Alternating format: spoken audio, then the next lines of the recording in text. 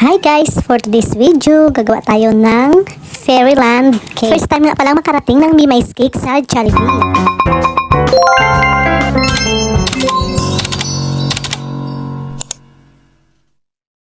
Nag-start na ako sa pag-design dito ng ating tutor cake at hindi ko na na-video yung pagpakinis natin sa ating cake. Actually, hindi ito ang original cake na ipinasa na design ni customer. Nasa part na ako dyan na paglalagay ng mga damo-damo para lagyan ng mga flower mamaya. Sa sobrang ingat ko, hindi pa rin maiwasan talaga na madidisgasya ang ating cake. Oh no!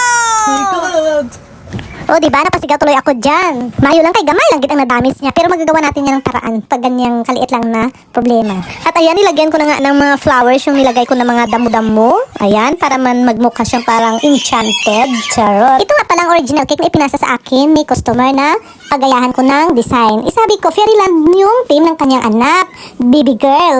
Yung pinakita niya sa akin, pang boy. Kaya sabi ko, palitan ko na lang ng color. At buti na lang yung in-order ko ng mga balls na red at saka yellow. Hindi dumating. Kasi na ibinalik ni Ryder. Kasi walang tao dito sa bahay tuwing magde-deliver siya. Sabi ko kasi kay customer, parang hindi bagay yung cake na ipapagawa niya sa akin yung design ba para sa team ng kanyang anak na birthday na Fairyland. Sabi ko, papalitan natin yung design, gagawin natin pink kasi nga Fairyland nga yung team ng anak niya. Bakit parang pangboy naman yung pinasa niya sa akin? Rambot ako naman nagdesisyon. Alam mo naman pala desisyon tayo. Gusto ko lang naman kasi worth it ang ibabayad nila sa akin para sa in-order nilang cake. Ayoko yung simple-simple lang yung mahal ang bayad mo tapos simple lang ang design. Gusto ko din yung may effort ako na ganyan kahit may rap ako. Okay na basta maganda yung kinalabasa ng cake. Gusto ko din kasi na matutuwa yung magbe-birthday sa kanyang cake. Gusto ko pag nakita niya wow, ang ganda naman, ganyan yung mga reaction ba. Ako kasi natutuwa ako kapag natutuwa yung mga customer kapag nagagandahan sila sa mga cake ko. Siyempre nakakataba ng puso pag may nag-comment, uy, ang ganda ng gawa mo, ganyan, ganito. Ang sarap, ganun, diba? Nakakataba ng puso, parang nakaka-inspire lalo na gumawa ng mga cake. At ayan nga, nilagyan ko na yung kanyang pintuan ng mga flower kasi diba fairy nga, dapat may mga ganyan-ganyan mga flower, mga dahon-dahon, Yung magbe-birthday pala ay classmate ng anak ko na kindergarten at inimbitahan kaming lahat ng mga classmate niya doon mag-birthday party sa Jollibee, pati yung mga nanay. Actually, parintihanay mga kami nisang mag-birthday kay ang tatay si ni second cousin kami kay ang tatay niya si Tay Junior kag ang tatay ko nga si Lucette magpakaisa. So, mag-third cousin sila ni si Vic kag si Princess Belle. Actually, kung hindi kami nag-classmate dyan sa Talisay Elementary School, hindi kami magkakilala na parintihanay, gali kami So, balik tayo sa ating cake na dinidecor. Medyo maukti nga lang ang pag-pipe dyan ng mga dahon-dahon kag bulak-bulak. Pero sige lang, yan ang gusto ko. Yung nag-design ba, love ko talaga yan. Kapag love mo talaga yung ginagawa mo, hindi ka nakakaramdam ng pagod. Bisan maukti pa na bisan nag-enjoy ka mo yan sa ginaobra mo. Tama ka namin, Kita nyo yung kamot ko puro lang food color. Amo na ako mga baker ka.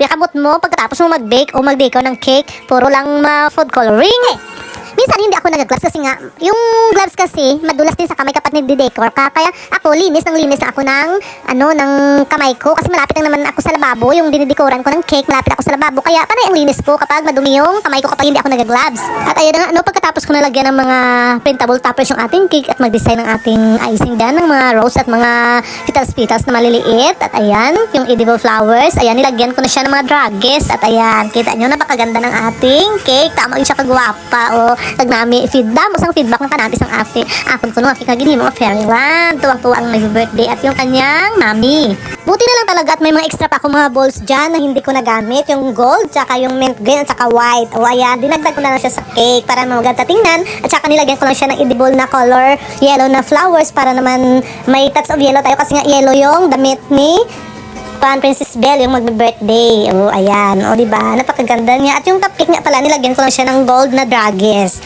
At ayan. O, diba? Ang ganda niya.